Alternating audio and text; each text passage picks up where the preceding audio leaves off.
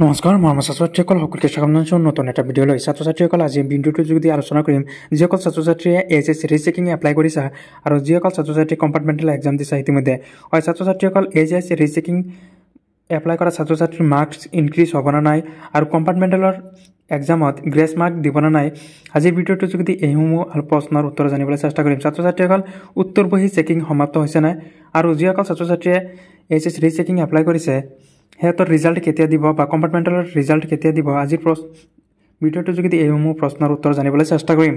প্ৰথমতে জানি লওঁ যে এইচএছচি ৰিচেকিং যিটো কৰিছে যিসকল ছাত্ৰছাত্ৰীয়ে এইচএছচি ৰিচেকিং এপ্লাই কৰিছে সেইসকল ছাত্ৰছাত্ৰী যিহেতু ইতিমধ্যে ৰিজাল্টৰ অপেক্ষাত আছে নহ'লে সিহঁতৰ এডমিশ্যন হোৱা নাই। চ' ছাত্ৰছাত্ৰীসকল তোমালোকৰ এইচএছচি ৰিচেকিং অতি শীঘ্ৰেই ৰিজাল্ট দিব। নেক্সট কথাটো হ'ল তোমালোকৰ মাৰ্কছ ইনক্ৰিজ হ'ব নাই। প্ৰত্যেকগৰাকী ছাত্ৰছাত্ৰীৰ এইচএছচি ৰিচেকিঙৰ মাৰ্কছ ইনক্ৰিজ হ'ব, কিয়নো তোমালোকে যদি এক্সাম ভালকৈ লিখিছা তেন্তে তোমালোকৰ যদি উত্তৰ বহী চেকিঙত সিহঁতৰ টিচাৰৰ ভুল হৈছে ভুলবশতঃ তোমালোকৰ মাৰ্কছ এড কৰা নাই বা যোগ কৰোঁতে মাৰ্কছ যোগ কৰোঁতে যিটো কম হৈছে সেইটো ক্ষেত্ৰত ছাত্ৰছাত্ৰীৰ মাৰ্কছ ইনক্ৰিজ হ'ব।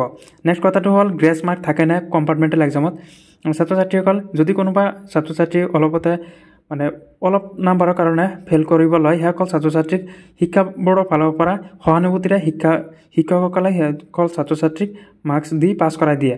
হয় ছাত্ৰছাত্ৰীসকল প্ৰত্যেকগৰাকী ছাত্ৰছাত্ৰীয়ে মাৰ্কছ পায় গ্ৰেছ মাৰ্ক। চ' তোমালোকে এইটো বিষয় লৈ টেনশ্যন কৰিব নালাগে। যদি তোমালোকে ভালকৈ লিখিছা তেন্তে পাছ হ'বা, গ্ৰেছ মাৰ্ক দিব পাৰোঁ। চ' ছাত্ৰছাত্ৰীক আজি ভিডিঅ'টো এইটোৱে আছিলে। তোমালোকৰ ৰিজাল্ট অতি শীঘ্ৰেই দিব।